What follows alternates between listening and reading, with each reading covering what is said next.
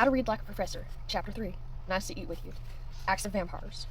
What a difference a preposition makes. If you take the with out of nice to eat with you, it begins to mean something quite different, less wholesome, more creepy. It just goes to show that not all eating happens in literature is friendly. Not only that, it doesn't even always look like eating. Beyond here there be monsters. Vampires in literature, you say. Big deal. I've read Dracula and Anne Rice. Good for you. Everyone deserves a good scare. But actual vampires are only the beginning. Not only that, they're not even necessarily the most alarming type. After all, you can at least recognize them. Let's start with Dracula himself, and we'll eventually see why this is true. You know how in all those Dracula movies, or almost all, the Count always has this weird attractiveness to him? Sometimes he's downright sexy. Always, he's alluring, dangerous, mysterious, and he tends to focus on beautiful, unmarried, which in the social vision of the 19th century England meant virginal women. And when he gets them, he grows younger, more alive, if we can say this of the undead, more virile, even. Meanwhile, his victims become like him and begin to seek out their own victims. Van Helsing, the Count's ultimate nemesis, and his lot, then, are really protecting young people, and especially young women, from this menace which they hunt when they hunt him down. Most of this, in one form or another, can be found in Bram Stoker's novel, although it gets more hysterical in the movie versions. Now let's think about this for a moment. A nasty old man, attractive but evil, violates young women, leaves his mark on them, steals their innocence, and coincidentally, their usefulness. If you think marriageability, you'll be right to young men, and leaves them helpless followers in his sin. I think we'd be reasonable to conclude that the whole Count Dracula saga has an agenda to it beyond merely scaring us out of our wits, although scaring readers out of their wits is a noble enterprise and one that Stoker's novel accomplishes very nicely. In fact, we might conclude it has something to do with sex. Well, of course it has to do with sex. Evil has had to do with sex since the serpent seduced Eve. What was upshot there? Body shame and unwholesome lust, seduction, temptation, danger, amongst other ills. So vampirism isn't about vampires? Oh, it is. But it's also about things other than literal vampirism. Selfishness, exploitation, a refusal to respect the autonomy of older people, just for starters. We'll return to this list a bit later on.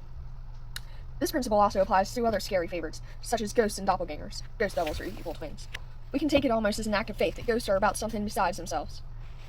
That may not be true in naive ghost stories, but most literary ghosts, the kind that occur in stories of lasting interest, have to do with things beyond themselves. Think of the ghost of Hamlet's father when he takes to appearing on the castle ramparts at midnight.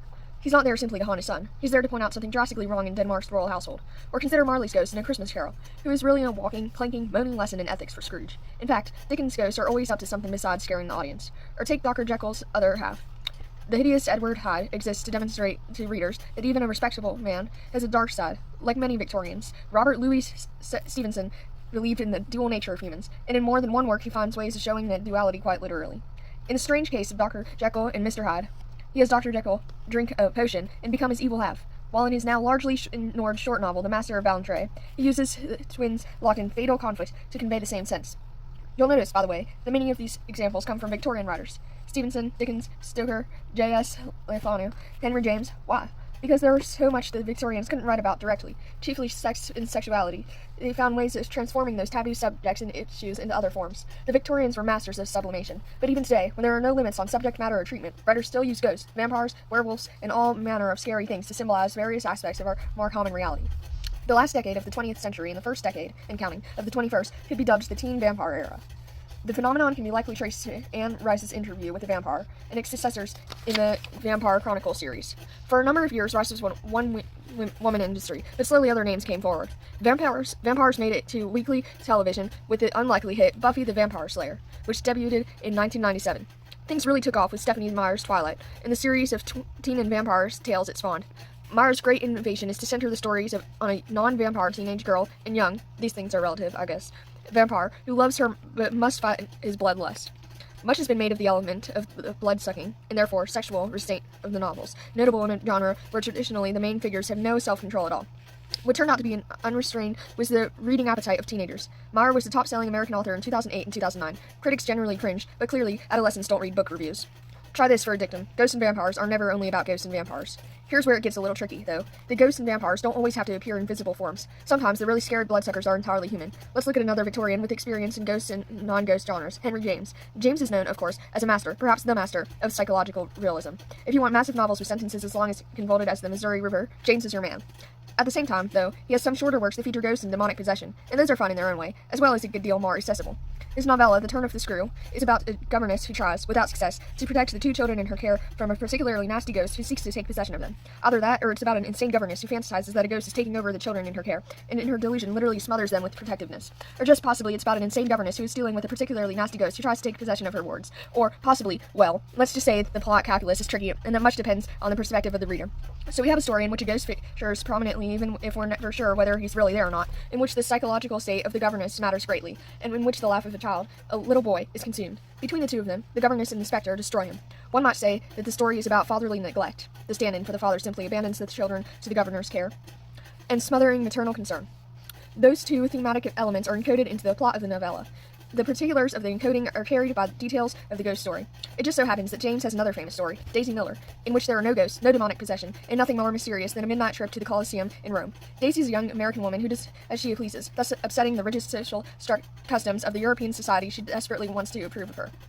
Winterbourne, the man whose attention she desires, while both attracted to and repulsed by her, ultimately proves too fearful of the disapproval of his established expatriate American community to pursue her further.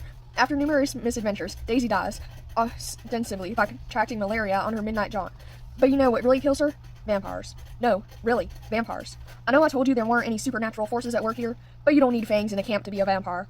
The essentials of the vampire story, as we discussed earlier, an older figure representing corrupt, outworn values, a young, preferably virginal female, a stripping away of her youth, energy, virtue, a continuance of the life force of the old male, the death or destruction of the young woman. Okay, let's see now. Winterbourne and Daisy carry associations of winter, death, cold, and spring, life, flowers, renewal, that ultimately come into conflict. We'll talk about seasonal implications in a later chapter, with winter's frost destroying the delicate young flower. He is considerably older than she, closely associated with the stifling Euro-Anglo-American society. She is fresh and innocent, and herein is James' brilliance, so innocent as to appear to be a wanton. He and his aunt and her circle watch Daisy and disapprove, but because of a hunger to disapprove of someone, they never cut her loose entirely. They play with her yearning to become one of them, taxing her energies until she begins to wane. Winterbourne mixes voyeurism, vicarious thrills, and stiff-necked disapproval, all of which culminate when he finds her with a male friend at the Colosseum and chooses to ignore her. Daisy says of his behavior, "He cuts me dead." That should be clear enough for anyone. His, and his clique's, consuming of Daisy is complete. Having used up everything that is fresh and vital in her, he leaves her to waste away. Even then, she asks after him, but having destroyed and consumed her, he moves on, not sufficiently touched, it seems to me, by the pathetic spectacle he has caused. So how does all this tie in with vampires? Is James a believer in ghosts and spooks? Does Daisy Miller mean he thinks we're all vampires? Probably not. I believe what happens here, and in other stories and novels, The Sacred Fount comes to mind, is that he deems the figure of the consuming spirit or vampiric personality a useful narrative vehicle. We find this figure appearing in different guises, even under nearly opposite circumstances, from one story to another. On the one hand, in The Turn of the Screw, he uses the literal vampire, or the possessing spook, to examine a certain sort of psychosocial imbalance. These days, we'd give it a label, a dysfunctional something or other. But James probably only saw it as a problem in our approach to a child rearing or psychic neediness in young women whom society disregards and discards. On the other hand, in Daisy Miller, he employs the figure of the vampire as an emblem of the way society, polite, ostensibly normal society, battens on and consumes its victims. Nor is James the only one. The 19th century was filled with writers showing the thin line between the ordinary and the monstrous. Edgar Allan Poe, J.S. Lefanu, whose ghost stories made him the Stephen King of his day.